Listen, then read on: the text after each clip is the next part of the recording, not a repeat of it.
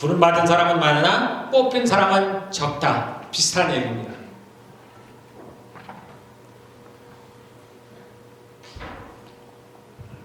이 해석이 쉬운 것 같지만 쉽지 않습니다. 굉장히 어려워요.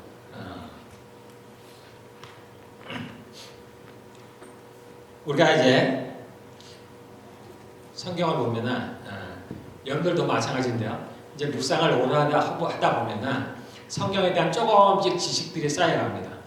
그래서 처음에는 성경을 보면은 그냥 두리뭉실하게 봐요. 두리뭉실. 그럴 수밖에 없습니다. 그래서 쉽게 얘기하면 그냥 예수님 믿고 구원받는다. 그렇게 시작을 합니다. 예수님 믿으면 복을 받는다. 그러다가 이제 조금 더 구체적으로 가죠. 내가 예수님을 믿는다고 왜 구원을 받을까? 세상 사람들은 예수님을 믿지 않는다고 해서 왜 지옥에 갈까? 이게 말이 되나? 그러면서 이제 조금씩 깊이 있게 봅니다. 그리고 조금씩 이제 더욱더 들어가다 보면 이제 성경의 말씀들을 이제 조금 더 자세히 보다 보면 이해가 안 돼. 이해가 안 됩니다. 이게 도대체 무슨 뜻이지? 처음에는 막연히 봤을 때는 오히려 이해를 한 것 같았는데 조금 더 정확히 보려고 하니까 오히려 이해가 안 됩니다. 여기도 마찬가지죠. 우리가 이것을 예전에 여러분들 들어봤겠죠? 이런 설교도 들어봤겠고 이 구절을 모르는 바가 아니죠. 그래서 결혼 예배를 준비해야 된다. 그래서 우리가 막연히 생각하기를 신앙생활을 잘해야 되나? 아니면 교회를 오긴 오는데 누군가는 구원을 받고 누군가는 구원을 받지 못하나? 그런 얘기를 하는 건가? 저도 마찬가지입니다. 저도 이제 설교를 하는 입장에서 특히 설교를 하는 입장이니까 더더욱이나 그렇죠. 말을 해야 되니까 제가 알아야 얘기를 하잖아요. 그러니까 저도 읽다 보니까 이제 의문들이 생깁니다. 그래서 제가 이것을 이제 보면서 첫 번째로 든 의문이 뭐였느냐? 신부가 아니네? 지금 신부에 대한 얘기가 아니네 라는 거였습니다. 우리 예수를 믿는 사람들은 누구예요? 그리스도의 신부죠. 그래서 우리가 구원받았다 얘기할 때는 두 가지입니다. 하나님의 자녀가 되고 하나님의 자녀가 된 사람들은 그리스도의 신부가 됩니다. 신약에 와서. 구약은 그렇지 않습니다. 구약은 하나님의 자녀가 됩니다. 근데 신약에 와서 이제 그리스도와 언약을 맺었죠. 우리가 성찬식이 그거라고 했습니다. 신랑과 신부의 언약이라고 했습니다. 이거는 구약에는 없던 거예요. 신약에 와서 생기는 겁니다. 이제 예수님의 신부가 되었다는 게 언약을 맺었다는 겁니다.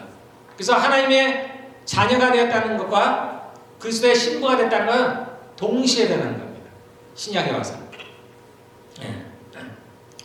그래서 우리는 당연히 모든 사람들이 예수님을 믿으면 신부가 되었다고 생각을 합니다. 그래서 성경에 나온 대부분의 이야기들이, 어쩌면 모든 이야기들이 그 신부에 대한 이야기라고 생각을 하는 거예요. 그러니까 믿는 사람 그러면 이제 신부라고 생각하는 겁니다. 그런데 제가 이 구절을 이 비유를 보면서 첫 번째 들어오는 게 뭐였냐면 신부에 대한 얘기가 아니다라는 거였습니다. 우리가 또 하나 있죠. 이와 비슷한 게 뭐였냐면은 열처녀에 대한 이야기가 있죠. 그런데 가만히 보면 그 열처녀가 누구예요? 신부입니까? 아니지. 신부가 아니에요. 신부의 들러리를 서는 처녀들입니다. 그런데 우리가 모르니까 이거에 대한 얘기가 도대체 뭘까? 구분이 안 되니까 그냥 얼버무리고 그냥 넘어가는 거야. 그냥 신부라라라 그냥 애매하게 넘어가는 겁니다. 지금도 마찬가지죠. 정확히 모르는. 그런데 정확히만. 그러니까 우리는 모르지만, 우리는 듣는 사람들은 모르니까 정확히 모르지만 말하는 사람은 어떻게 얘기해요? 말하는 사람은 정확히 얘기하겠죠. 단어 하나를 쓰던. 그렇죠? 우리가 애기들이 못 알아듣는다고 해서 애기들한테 말을 막 합니까? 아무 말 하나 하지 않죠. 아이들에게 명확하게 얘기죠. 때로는 아이들한테 얘기를 하면서 누구가 듣도록 얘기하죠. 옆에 사람이. 그때도 명확하게 전달합니다. 그래서 말하는 사람들은 내가 무슨 말을 하는지 정확하게 얘기를 하는 거예요. 상대방이 알아듣든지 못 알아듣든지 정확하게 얘기를 하는 겁니다. 우리가 아이에게도 그렇게 얘기를 해요. 예수님도 말씀하십니다. 우리가 못 알아들을 줄 알아요. 듣는 사람들이 당연히 잘 못 알아듣습니다. 왜냐하면 예수님은 하나님의 나라에 대해서 얘기를 하는 거예요. 영의 나라에 대해서 얘기를 하는 겁니다. 우리는 육의 사람들이에요. 소위 물질의 세계라고 하는 겁니다. 그러므로 이 영의 세계, 하나님의 나라를 이해할 수가 없어요. 그래서 가장 기본적인 건 거듭난다, 이해가 안 된다 그랬죠. 그래서 그 똑똑한 니고데모가 뭐라 해서 사람이 엄마 뱃속에 다시 들어갈까요? 수가성에 사는 여인은 뭐라 해요? 그 물을 내게 주십시오. 내가 영원히 살면서 다시는 물을 마시지 않도록. 우리가 아는 대로만 얘기를 하는 거예요. 예수님이 정말 뭐라고 말씀하시고자 하는 의미는 알아듣지를 못하는 겁니다. 그때는 알아듣지 못하는 거예요. 지금은 우리가 알아듣죠. 지금은 알아듣습니다. 이것도 마찬가지예요. 우리는 정확히 받아들이지 못하고 이해하지 못하지만 말씀하시는 분은 정확히 하는 겁니다. 정확히 얘기하는 겁니다. 그래서 지금은 신부에 대한 얘기가 아니에요. 만약에 신부들에 대한 얘기를 하면 신부에 대한 얘기를 했겠죠. 지금은 그 얘기가 아닙니다. 계시록에 보면 마지막에 모든 것이 다 마무리된 다음에 새하늘과 새 땅이 내려옵니다. 이 땅과 하늘이 다 사라져버리죠. 원수들은 다 잡혀서 지옥에 들어갑니다. 하나의 심판이 끝나요. 그러면은 무슨 일이 벌어집니까? 그 후에는 혼인잔치가 벌어져. 주님께서 지금 준비하시는 건 그거예요. 혼인잔치를 준비하는 거예요. 예수님의 그 영원하신 하나님의 나라, 그 어느 중간에 지금 그리스도의 혼인잔치를 좀 준비하고 있습니다. 네. 신부들을 지금 예비하고 계신다고 했습니다. 마찬가지로 그 혼인잔치에 올 사람들을 초청하고 있는 거예요. 지금 그 얘기를 하는 겁니다. 그 얘기.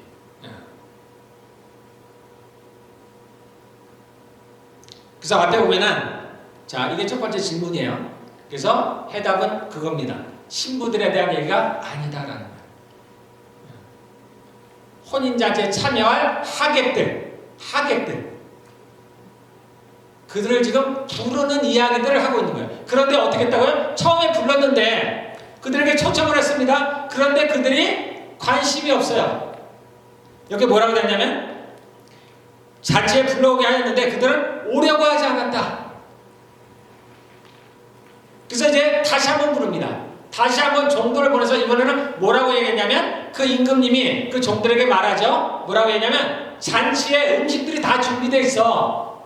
즉 혼인잔치는 다 예비가 되었어. 그러니까 오기만 하면 돼. 그 몸만 오기만 하면 된다는 거예요. 그래서 두 번째 초청을 했습니다. 그런데 두 번째는 어떻게 해요? 뭐라고 하냐면 다 여기에 또 관심이 없어요. 그래서 어떤 사람은 밭으로 가고 어떤 사람은 장사를 하고 자기 일을 보는 게 바빴다는 거예요. 그 중에서도 악한 사람은 그 종들을 모욕하고 죽이기까지 했다는 얘기입니다. 지금 예수님께서 말을 만들어내시는 게 아니잖아요. 그분이 만들어내시는 게 아니에요. 그냥 이솝우와 얘기하듯이 그냥 말을 임의로 만들어내는 게 아니에요. 주님은 지금 사실을 말씀하시는 거예요. 그런 일이 있었다라는 겁니다. 초청을 했는데 그들이 오지 않았다는 거예요. 두 번째 초청을 했는데 심지어는 이제는 그 종들, 왕의 종들을 모욕하고 죽이기까지 하였다는 겁니다. 그래서 어떻게 했다고 왕이 군대를 보내서 그 나라를, 그 마을을 다 쑥대밭으로 만드셨다. 진멸하셨다라는 거예요. 다 죽이셨다라는 얘기입니다. 두 번째 질문이죠. 이게 언제 일어난 일이지? 이게 일어났나? 우리가 지금 초청받고 있는 거 아닌가? 근데 왕이 군사를 보내서 다 진멸했다. 여기 나오죠? 7절에 그들의 도시를 불살라고 했다. 했다는 거예요. 그런 일을 했다는 겁니다. 도대체 이게 언제 이런 일이 벌어졌지? 우리는 모르는데 벌어졌습니다. 그 일들이 벌어졌어요. 여기 이제 두 번째 질문. 아까 첫 번째 질문에 해답을 얘기했죠. 여기 이제 두 번째 질문입니다. 이게 언제 벌어진 일일까? 이게 도대체 무슨 내용일까? 라는 겁니다. 자, 그 다음에 8절에 오면 이제 그 다음에 다시 한번 그리고 이제 다시 한번 왕이 또 보냅니다. 이게 세 번째로. 그때는 뭐냐면, 자, 8절에 혼인잔치가 준비되었는데, 초대받은 사람들은 이것을 뭐할 자격이 없어. 이제 그들은 버리셨어, 하나님께서. 그들을 버리셨어. 그래서 이제 새로운 사람들을 초청하는 겁니다. 새로운 사람들을 초청해요. 그런데 이때는 어떻게 초청하느냐? 예전에는 초청장을 줬어요. 오라고 했어. 근데 지금은 그게 아닙니다. 초청한 사람들이 오질 않았어요.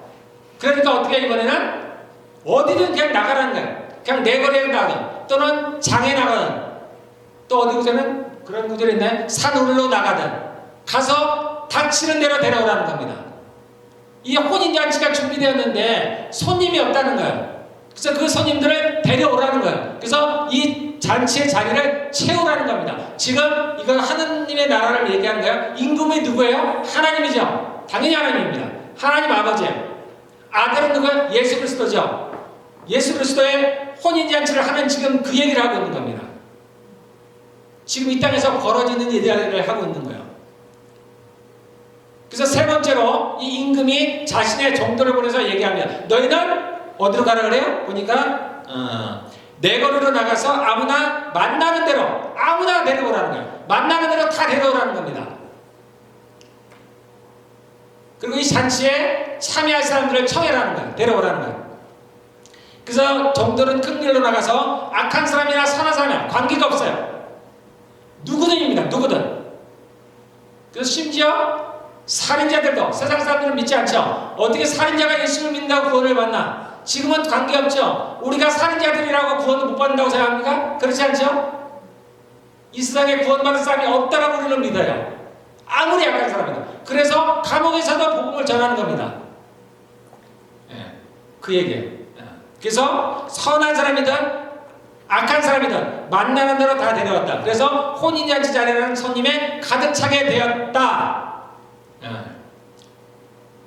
자, 임금이 손님들을 만나러 들어갔다가 아직은 이제 혼인잔치가 되진 않았죠. 아직은 이루어진 게 아닙니다. 이제 나중에 혼인잔치가 있어요. 근데 임금이 이제 그 손님들을 보러 갔는데 어떤 일을 벌어졌냐면 거기에 보니까 예복을 입지 않아요. 혼인잔치면 아주 특별한 일이잖아요. 거룩한 행사랍니다. 그런데 이 행사에 참여하러 오는데 잔치에 오는데 옷을 아무렇게나 입고 온 거예요. 옷을 준비하지 않았다는 거예요. 예복을 준비하지 않았다는 거예요. 그래서 불러서 오긴 왔는데 뭔지도 모르고 불러서 오긴 왔는데 그러니까 그 임금이 그들을 보니까 옷을 안 입었어요. 결혼 예복을 입지 않았다는 거예요. 그래서 뭐라고 얘기하냐면 이 사람아 그들은 혼인 예복을 입지 않았는데 어떻게 여기에 들어왔는가? 못 들어온다는 얘기예요. 혼인 예복을 입지 않으면 못 들어온다는 거예요. 아무나 부르긴 했는데 그들이 뭘 준비해야 되냐면은 예복을 준비하는 거예요. 혼인 예복. 지금 누구 얘기하는 거예요? 신부 얘기하는 게 아니에요. 결혼식에 초청된 사람들을 얘기하는 겁니다. 하객들을 좀 얘기하는 거예요. 하객에 대해서. 근데 그런 하객들도 그냥 오면 안 되는 거예요. 예복을 갖춰서 와야 돼요. 이 왕이 보통 왕이 아닙니다. 온 우주의 왕, 전능하신 하나님. 그래서 그냥 오면 안 돼요. 예복을 입고 와야 돼요. 그래서 그가 예복이 없으니까 아무 말도 못하죠. 할 말이 없어요. 그러니까 임금이 뭐라 그래요? 왕이 이 사람의 손발을 묶어서 바깥 어두운 데로 내주더라. 거기서 술 피우며 일을 갈 것이다. 그래서 그는 그 잔치에 참여하지 못합니다. 그리고 쫓겨나가요. 바깥 어두운 데로 쫓겨납니다. 손발이 묶여서 거기서 술 피우며 일을 갈 것이다. 지금 얘기가 아닙니다. 앞으로 이제 그 혼인잔치에 참여하지 못하는 사람들은 그렇게 된다는 얘기예요. 그래서 부름받은 사람은 많으나 뽑힌 사람은 적다. 즉 청함을 받은 사람은 많으나 택함을 입은 사람은 적다. 그래서 우리가 택함 얘기가 나와서 뭐라고 얘기를 하냐면 이게 하나님께서 미리 예정하신 그러한 사람들을 말하는가 보다. 이렇게 이제 우리가 그런 오해들을 하게 되는 겁니다. 그래서 여기는 해석을 잘했네. 제가 봐서. 부름받은 사람은 많은데 뽑힌 사람은 적다는 거예요. 좀 다른 얘기입니다. 우리가 주님께서 주님의 신부들을 예정하셨다 그랬죠? 예정했습니다. 창세전에. 지금 그래서 예정론은 우리가 두 가지로 알았어요. 두 가지로 알아야 했어요. 그래서 보통 예정론을 얘기할 때 장로교에서는 칼빈 신학을 중심으로 한 장로교에서는 한 번째 모든 사람들에서 같이 얘기합니다. 그냥 예정이 있다. 모든 사람. 그래서 예정된 사람이 구원을 받는다. 감리교에서는 자신의 의지에 달려있다. 그래서 그 복음을 받아들이는 사람은 구원을 받고 그렇지 않은 사람은 구원을 받지 못한다. 그리고 실제 예정은 두 가지로 나눠진다. 이 두 가지가 전복이 된다 했습니다. 그래서 그리스도의 신부들은 예정이 된다 했습니다. 그렇지 않은 사람들은 정말로 그리스도를 받아들인 사람은 지금 얘기를 하면 예복을 준비한 사람은 그 잔치에 참여를 합니다. 우리가 알아듣는 표현하면 구원받았다 이렇게 표현을 했습니다. 구원은 여러 가지 의미가 있어요.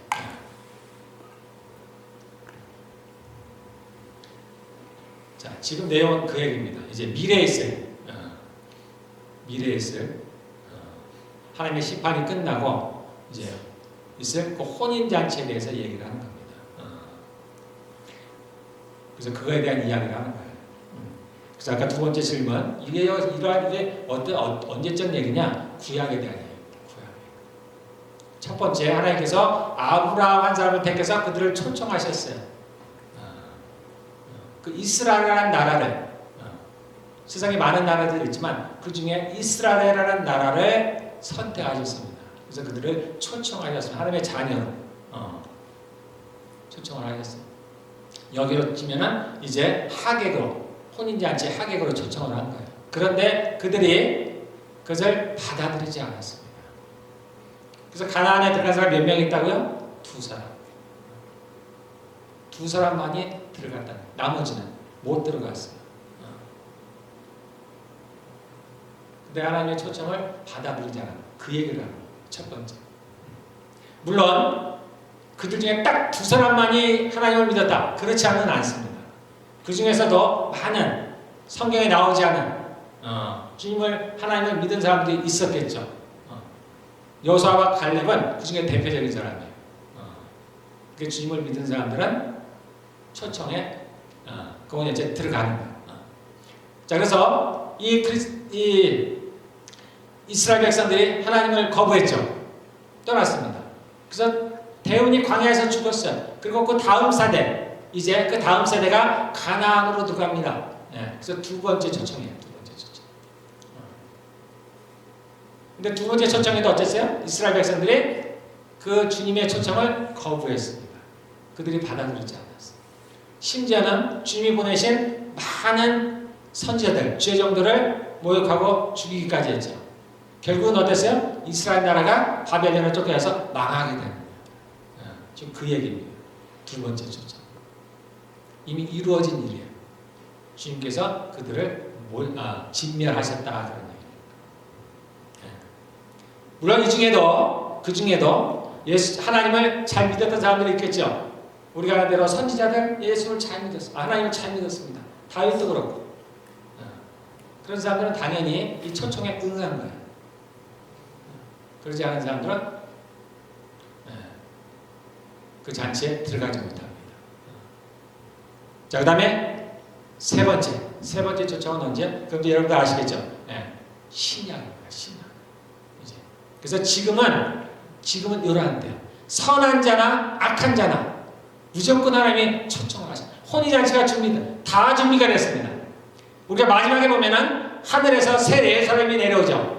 예루살렘이. 그게 단장한 신부가 왔다. 그래서 모든 것이 준비가 됐어요. 신랑도 준비가 됐고, 성도 준비가 됐고, 모든 것이 다 준비가 됐습니다. 이제. 그래서 이제 그 혼인 잔치만 남아 있어요. 거기에 지금 주님께서 그 잔치에 참여할 하객들을 모으는 겁니다. 우리가 이게 하객들이라고 표현하지만 거기에 혼인 잔치에 참여하는 사람들은 평범한 사람들이 아닙니다. 특별히 은혜를 입은 사람들. 그래서 지금은 우리가 뭐라고 할까? 은혜의 때다라고 얘기하죠. 정확하게 얘기하면 이 은혜의 때는 신분에 대한 얘기가 아니에요.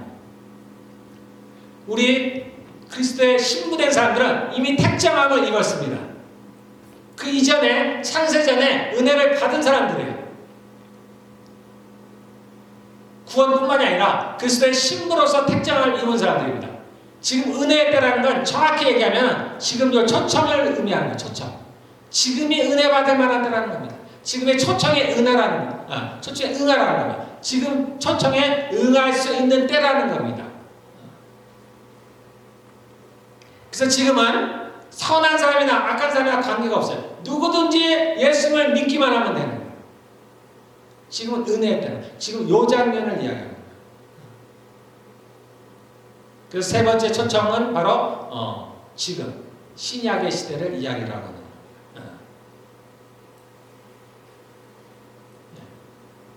그래서 지금은 우리가 복음을 전할 때 누가 되잖아요? 모든 사람 되잖아요. 누구나 우리가 지금 그렇게 하고 있잖아요. 누구든지 교회 오라는 겁니다. 누구든지 오라는 겁니다.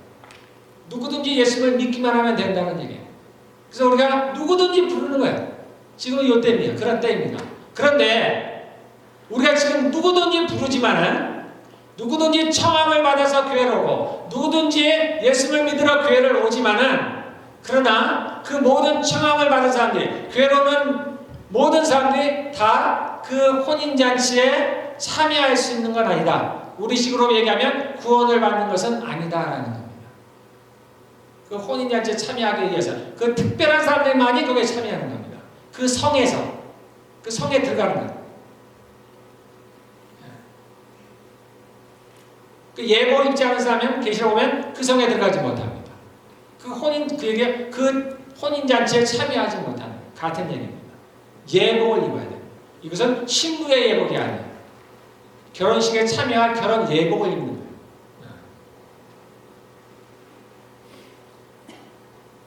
근데 예복은 우리가 어느 성경에서 나와 있죠. 그 옷은 뭐라고 되어 있어요? 성도들의 옳은 행실이라. 정말 옷이 아니고 우리의 성품을 말하는 성품. 그래서 예복을 입으라는 얘기는 바로 그 얘기입니다.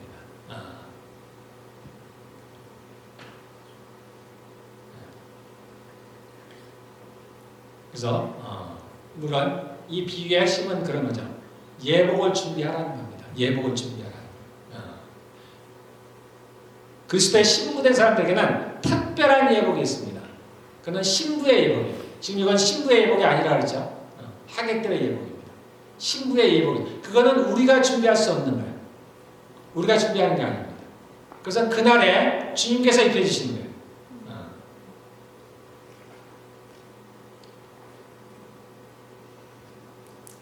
그래서 우리 그리스도의 신부된 우리 중에는 여러분 중에는 누가 그러면 신부고 누가 하객인지 구별을 못하죠. 구별을 못합니다. 우리가 가끔 보면은 여러분들이 그런 장들 많이 하죠. 교회를 다니지만 별로 믿음이 없어 보여요. 심지어 주의 종들이라 할지라도 일은 열심히 하는데 뭔가 능력도 있고 뭔가 있기는 하는데 그리스도의 성품이 없는 분들이 있어요. 그럴 때 뭔가가 이상하죠. 그래서 교회를 다니는 사람 중에서 우리가 소위 믿는다는 사람, 교회를 다니지만 믿지 않는 사람들 있죠. 그런 분들은 예외를 하고 소위 믿는다고 하는 사람들 중에서도 다릅니다. 그 중에 신부도 있고 하객도 있는 거예요. 모두에게 성령님이 오십니다. 성령이 오십니다.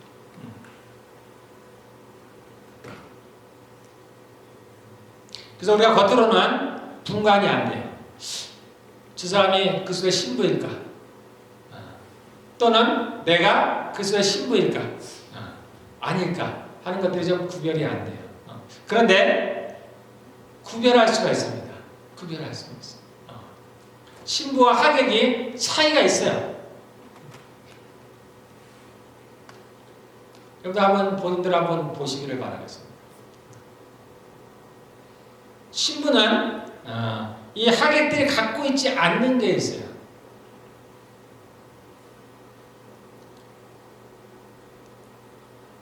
뭐가 있을까요? 사랑합니다. 이 신부는 신랑을 사랑해요. 단순히 교회를 오고 단순히 예배를 드리고 단순히 주의 일에 열심을 내고 그런 정도를 넘어서서 이 신부에게는 무슨 마음이 있냐면 이 신랑에 대한 사랑이 있습니다. 그 신랑을 사모하는 마음이 있습니다. 물론 처음 이제 예수를 믿어서 그러한 마음들이 처음부터 이렇게 있는 사람들도 있겠지만 거의 없게 그렇지 않을 수도 있죠. 그러니까 우리는 언제 그것이 나타날지는 모르겠지만 그리스도의 신부들은 그러한 마음이 있어요. 그런 마음.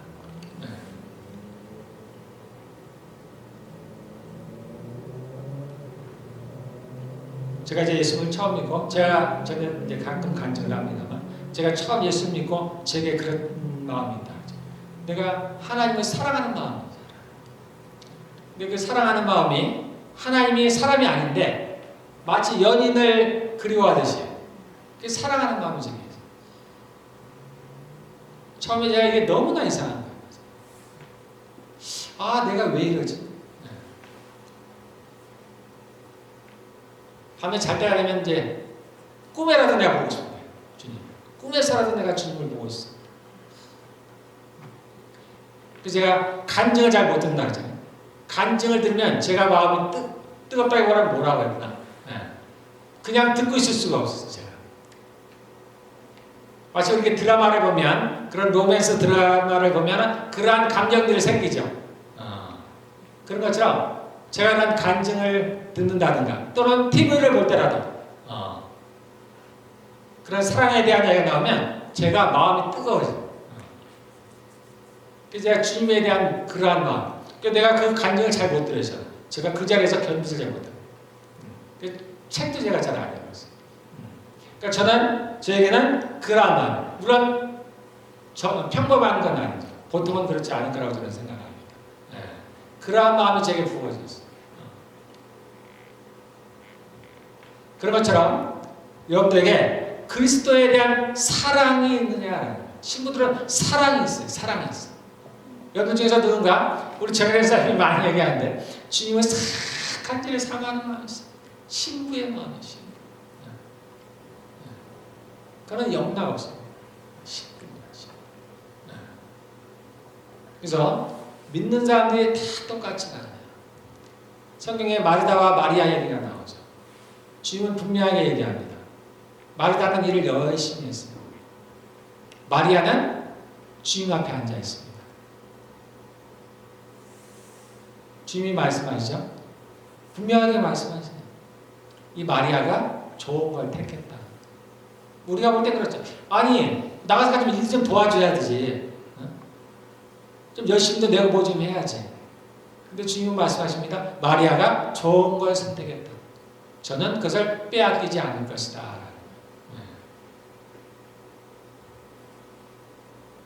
물론 천국에 가면은 우리가 그 잔치에 참여하는 것만으로도 어마어마한 영광입니다. 특별한 신분이 될 거라고 저는 생각을 해요. 평범하지 않을 거라고 생각을 합니다. 그것도 물론 좋고 그 잔치에 참여하는 것만으로도 어마어마한 영광일 거라고 저는 생각을 합니다. 근데 그거보다 더 좋은 게 뭐겠어요? 신부가 되는 거예요. 신부. 물론 이것은 우리가 의지로 되는 것들은 아니죠. 우리가 의지로 되는 것들은 아닙니다. 근데 우리는 누구나 신부가 되고 싶은 간절한 마음이 있겠죠. 여러분들 있기를 바랍니다. 내가 그리스도의 신부가 되고 싶은 마음. 여러분들 그리스도를 주님을 사랑하시길 바라겠습니다. 사랑하시길.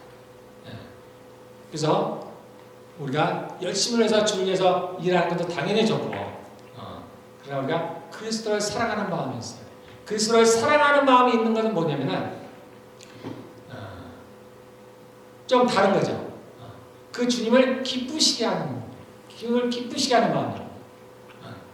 내가 교회를 다니니까 또는 내가 어떤 사역을 맡았으니까 일을 열심히 하는 것 넘어서서 내가 그분에 대한 마음이 있는 거야. 내가 그분에게 좀 순종하고 싶다. 내가 좀 그분이 기뻐하는 일들을 하고 싶다. 하는 그러한 마음들이 있어요. 그러한 간절한 마음이. 내가 일을 정말 하고 싶지 않지만 내가 일하면 그분이 좋아하실 것 같으니까. 이게 사랑하는 사람들을 향한 마음이 아닙니까? 이제 연애들을 해보신 분들은 알잖아요. 그 연인들을 위해서 뭐든지 다 하죠. 저도 이제 예전에 새벽에도 일어납니다. 평소에는 새벽에 못 일어나죠. 근데 내가 새벽에 누군가를 만나러 간다는 생각을 하면 어떻게 해요? 새벽에 일어나죠. 밤을 새도 일어나요. 밤을 꼬딱 새고 잠을 안 자지 차라리. 그런 마음이. 그리고 그 사람이 뭔가를 원한다고 하면은 어떻게든 내가 해주고자 하는. 이게 이제 사랑하는 사람을 위한 마음입니다. 그래서 주님을 사모하는 사람들, 주님의 신부들에게는 이러한 마음이 있어요. 이건 내가 잘하고 못하고는 좀 별개예요. 내가 못할 수는 있습니다. 그 잘하고 못하고는 능력에 관계되는 거예요. 내가 아직까지 능력은 없지만 그러나 내가 언젠가는 내가 주님을 위해서 꼭 이런 일을 하고 싶다. 내가 주님을 위해서 이것을 하고 싶다. 내가 노래는 못하지만 내가 주님을 위해서 한번 좀 찬양을 하고 싶다. 그러한 마음들이 있으면은 제가 장담할 수는 없지만 신부의, 소위 이제 신부의 영성이라고 해요. 좀 어려워요. 신부의 영성, 신부의 마음을 갖고 있는 것입니다. 그런 분들은 신부로서 부름을 받는다. 그럼 그날의 신부의 예고 특별한 겁니다. 그렇지 않은 많은 사람들은 교회를 다니는 또는 소위 믿는다고 하는 많은 사람들, 세상에 신부들은 많지가 않아요. 많지 않습니다. 교회를 다니는 사람들이 많죠. 예수님이 이 땅에 오시면 거의 2000년이 흘렀죠. 얼마나 많은 크리스찬들이 있었겠습니까? 그러나 그 중에 신부들은 많지 않습니다. 많지 않아요. 신부는 숫자가 적습니다. 많은 사람들이 예수님을 믿습니다. 하객으로 참여합니다. 신부는 많지 않습니다. 신부는 특별한 사람. 계시록 보면 그 14만 4천 명이라고 나와요. 여러분들 들어본 적 있나 모르겠어요. 그 주님을 따르는 14만 4천 명. 그게 신부들의 숫자예요. 신부 숫자. 2000년 동안에 14만 4천 명? 그럴 리는 없죠. 그는 유대인들 말합니다. 유대인들 중에서 주님의 신부로 택함을 받는다. 그들의 숫자가 14만 4천 명이랍니다. 이방인의 숫자가 얼마가 되는지는 알지 못해요. 그런데 우리가 성경에 보면 그런 얘기가 있습니다. 마지막에 예수님이 오시기 전에 그 전에 뭔가가 벌어져야 돼. 뭔가 벌어지면 이방인의 충만한 수가 차기까지라는 말이 나옵니다. 이방인이라는 얘기는 이스라엘 외의 다른 나라 사람들을 말합니다. 유대인으로서 크리스찬 된 사람들 말고 유대인들 외에 다른 나라 사람들로서 예수님을 믿게 되는 사람들의 숫자가 있다는 거예요. 숫자. 그래서 그 숫자가 차면은 예수님이 오신다는 얘기예요. 그러면 어떻게 됐어요? 갈수록 크리스찬들의 숫자는 줄어들겠죠. 갈수록 이상한 게 아니에요. 특별히 마지막 때에는 마지막 때 추수가 있습니다. 계시록 보면 이제 어떤 천사가 얘기를 하죠. 주님께 낫을 휘두르십시오. 추수할 때가 됐습니다. 곡식에. 그때 주님께서 낫을 휘두르는 장면입니다. 추수하는 장면. 마지막 때는 누구를 추수하느냐? 신부들을 추수하는 때입니다. 이 마지막 때는 예수 그리스도의 신부들을 추수하는 때예요. 그래서 우리도 저도 저희 교회가 그리스도의 신부가 되는 교회가 되기를 바랍니다. 그래서 저희 교회는 모든 사람들이 그리스도의 신부가 되기를 원합니다. 그러려면 내가 그리스도의 신부인지 아닌지 모르잖아요. 나는 주님을 향한 사랑의 마음이 있어요. 좋습니다. 근데 뭔가 모르잖아요. 별로도 확실치 않아요. 그래서 우리도 같이 예복을 준비하는 거예요. 나는 택함을 받았으니까 나는 준비를 하는데 원론적으로 맞는 얘기입니다. 나는 택함을 받았으니까 그리스도의 신부가 돼요. 구원을 받습니다. 그날의 신부로서 제가 신부의 신분으로서 그 혼인자리에 참여합니다. 그렇지만 우리가 알 수가 없잖아요. 그래서 주님께서 이것은 비밀로 하는 거예요. 비밀로. 우리가 모르게 하는 거예요. 그래서 어떻게 우리도 같이 열심을 하는 거예요. 같이 우리도 그 예복을 준비하는 거예요.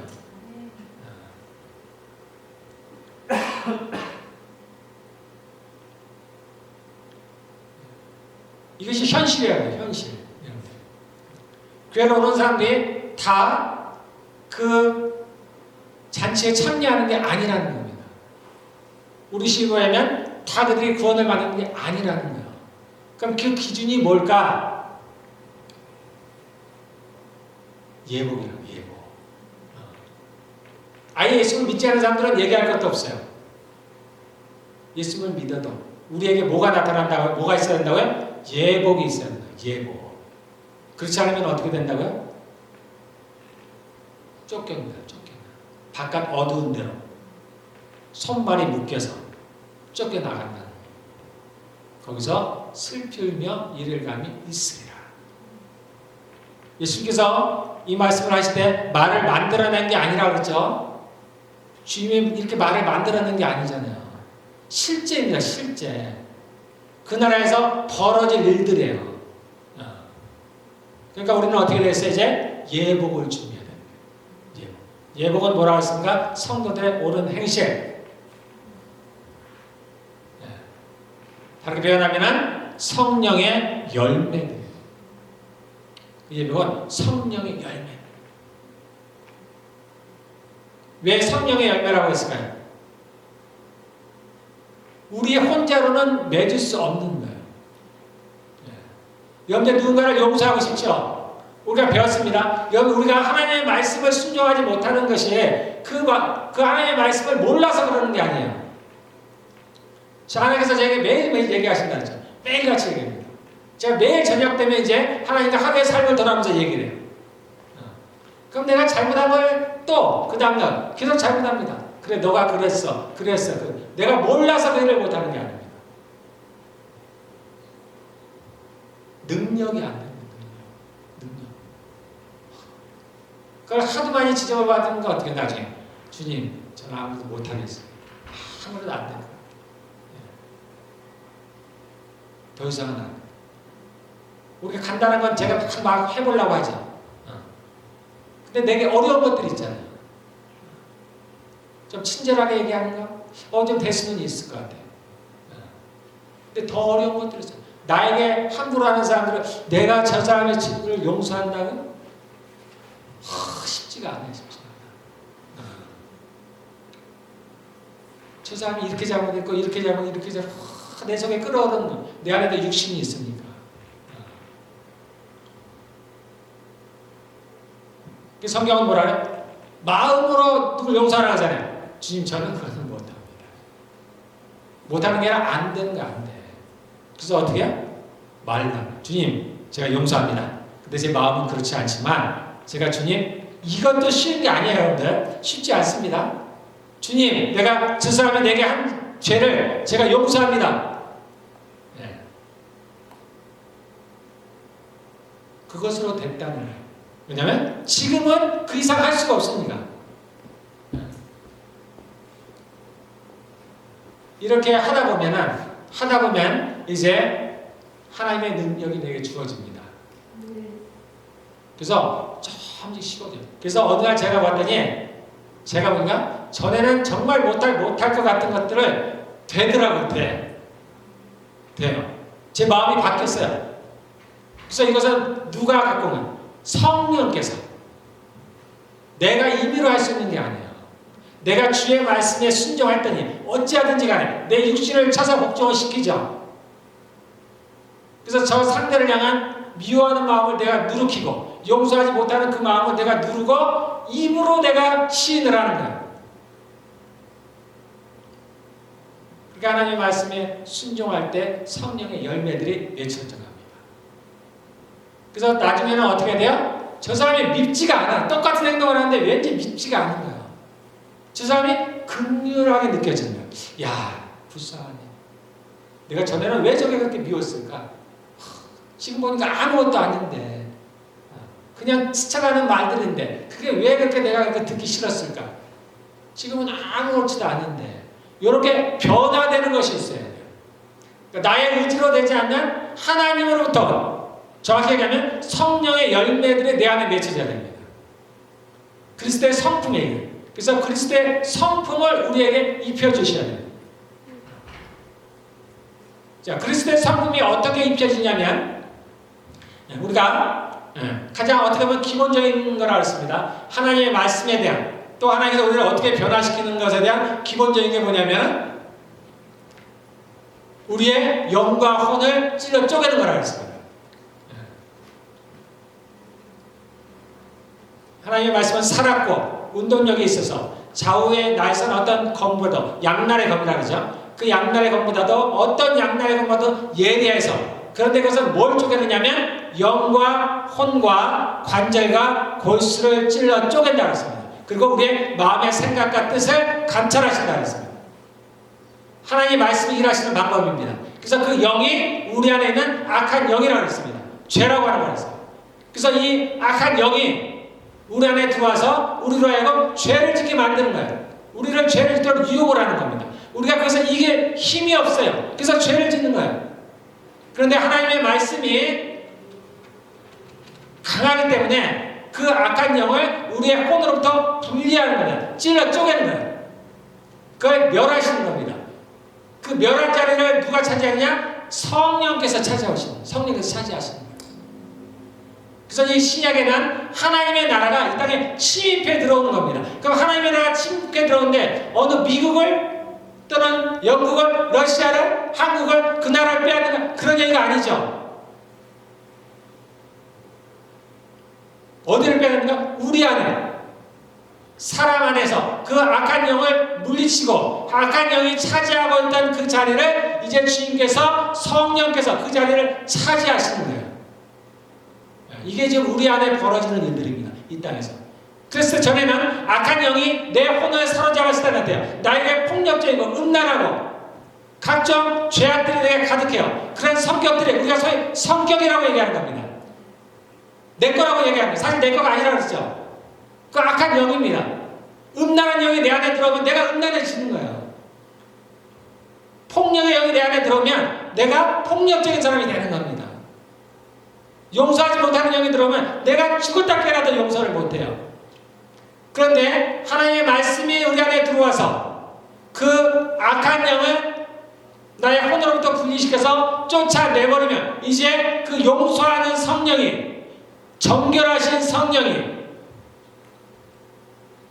인자하신 성령이 그 자리에 차지하면 어떻게 해요? 내가 인자한 사람이 되는 겁니다.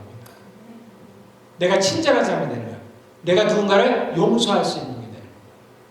이게 내가 우리의 하나님과 우리의 성령과 함께 일하시는 거예요. 하나님께서 강제로 할 수가 있겠죠.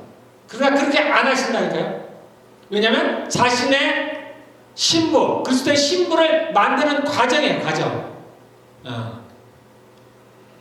그 일을 우리와 함께 하기를 원하시는 겁니다. 그랬을 때 우리 안에 그리스도의 성품이, 성령의 열매들이 맺혀지는 것이고 이것이 예복이라는 겁니다. 이 예복. 우리에게 그러한 예복들이 있어야 돼요, 여러분들. 이 열복이 얼마나 정결하느냐, 얼마나 깨끗하느냐, 양으로 치면 얼마나 많으냐 따라서 하늘나라에서 하나님께서 우리에게 될 상급이 정해집니다. 하나님 주시는 상급을 결코 가볍게 여기시면 안 됩니다, 여러분들. 우리가 이 땅에서도 필요한 것들 있죠. 내게 능력이 있기를 원하고, 내가 좀 재산도 있기를 원하고, 좋은 집이 있기를 원하고, 차도 좀 좋고, 와이프도 좀 좋았으면 좋겠고, 남편도 좀 좋았으면 좋겠고, 주변에 집들도 좋았으면, 우리가 바라는 것들 있잖아요. 우리가 그걸 위해서 살아가죠?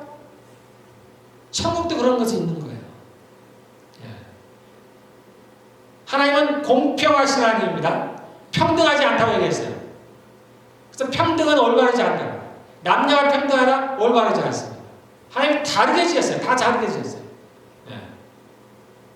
누군가 힘이 많이 준 사람에게는 하나님은 어떻게 해요? 많은 걸 원하는 거예요.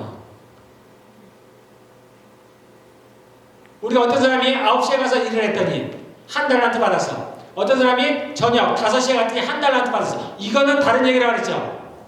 이것은 상급에 대한 얘기가 아닙니다.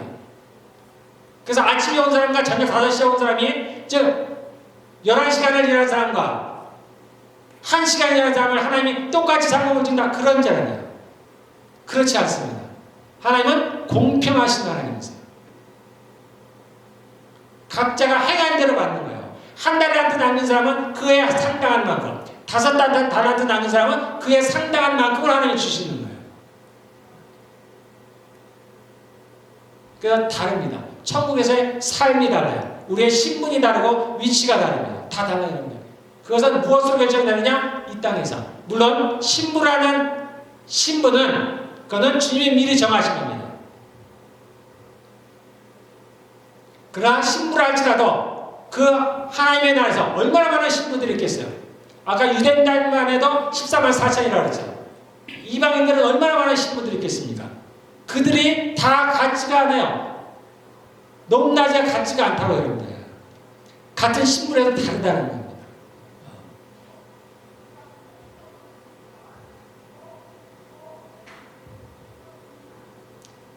그래서 마귀는 우리를 속여요. 그래서 그게 뭐 중요해. 그래서 속지 않으시기 바랍니다. 하나님이 중요하다 그러면 중요한 거예요. 그냥 하나님 말씀대로만 하면 됩니다. 하나님 어떤 것을 중요하지 않다? 그럼 중요하지 않네. 하나님께서 돈은 어떻게 중요하다도 않다고 얘기합니다. 돈은 중요하지 않아요. 근데 우리는 중요하게 생각하는 거예요. 우리 하나님의 말씀에 반대를 하고 있는 거예요. 대적하고 있는 거예요. 그러니까 무조건 하나님의 말씀대로 해야 돼요. 말씀대로.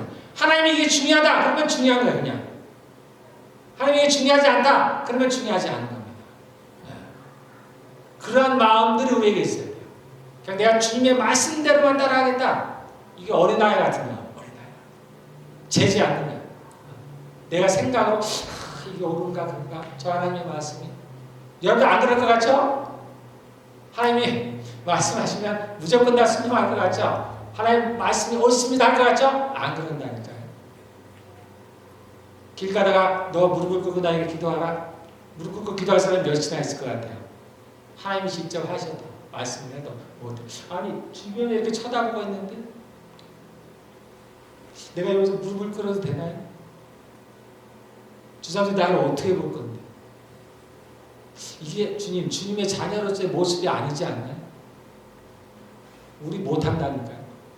꼭 어려운 것만 못하는 게 아니에요. 제가 설교하는 입장이잖아요.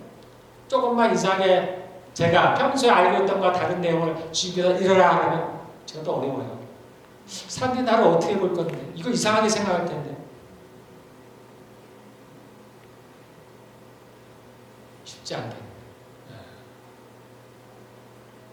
여러분들이 그런 마음이 있기를 바랍니다. 우리 못해요. 그렇게 하라고도 못합니다. 근데 우리가 그러한 주님의 말씀을 따르고자 하는 마음이 있으면 이제 주의 성령께서 우리에게 그것을 할 수 있는 능력을 부여해 줍니다. 네. 그때는 남을 인식하지 않아요. 바로 무릎을 꿇습니다. 그러니까 주님이 내게 하라고 하신 말씀을 그냥 전하는 거예요. 남이 뭐라고 하든 어떻게 평가를 하든. 그래서 핍박을 받는 거예요. 핍박. 우리가 성경을 보니까 이스라엘의 그 구약의 선지자들이 대단해 보이잖아요. 와, 저 사람들 하나님이 보낸 사람이야. 대단해. 근데 그 당시에도 그랬을까요? 안 그러지. 그럼 사람들에게 그렇게 핍박을 안 받죠. 사람들이 오해를 받는 거니까 저 사람은 하나님부터 온 사람이 아니야. 가짜야, 가짜. 예수님이 하나님의 아들로서 땅에 왔죠. 누가 하나님의 아들로 받아들였어요? 하나님의 아들로 받아들면 감히 그를 십자가에 못 박는다고요? 아니요.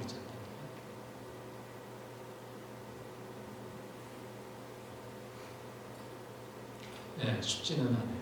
쉽지는 않지만 그래서 우리가 하나님의 능력을 힘입어야 돼요. 그런데 주님은 우리의 마음을 맡기려고 해요. 마음. 그래서 주님 제가 지금은 안 되는데요. 제가 언젠가는 꼭 주의 일을 하고 싶습니다. 네. 제가 지금은 안 되는데 내가 언젠가는 꼭 주님이 원하는 삶을 살고 싶습니다. 그러한 마음. 우리가 하나님과 함께하는. 여러분들 얘기를 하셔야 돼 하나님께. 하셔야 돼. 그래 하나님은 그러한 동의가 있을 때 주님이 일하시는 거예요. 잠깐 생각해 보세요. 하나님 모든 걸 아시는데 내가 말 안 해도 나의 상황을 알고 다 아시는데 하나님 알아서 하시지. 그래서 그렇게 알아서 안 하신다는 거야. 그렇게 안 하시는 거예요. 내가 동의하기를 원하시는 입으로 시인하기를 원하시는 겁니다. 너가 내 종이 되겠니? 네, 되겠습니다.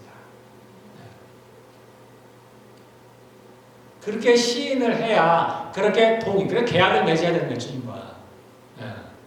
성경은 대부분 다 언약에 대한 거죠. 맺어야 되는 거예요. 맺어야 되는데. 그래야 주님도 합법적으로 일을 행하시는 거예요. 자, 우리 기도하겠습니다. 자, 우리도 내가 신부인지 아닌지 정확히 모르죠. 주님이 말씀하지 않으셨습니까? 정확히 몰라요. 내게 주님을 사랑하는 마음이 있다 할지라도. 그래서 우리가 무엇으로 하냐면 우리의 열매로 하는 거예요. 열매. 내게 성령의 열매들이 있는가. 내가 주의를 열심히 하냐 그거는 중요한 게 아닙니다. 나에게 그리스도의 성품이 있는가. 내가 저 사람을 용서를 지금 하고 있는가. 나의 말투가 좀 친절한가. 내가 자녀들 노엽지 않게 주님의 말씀대로 잘 가르치고 있는가. 내가 부모에게 순종하고 있는가? 우리가 서로 피차 복종하라 했죠? 다른 사람이 얘기할 때 내가 그 말을 잘 경청하고 있는가?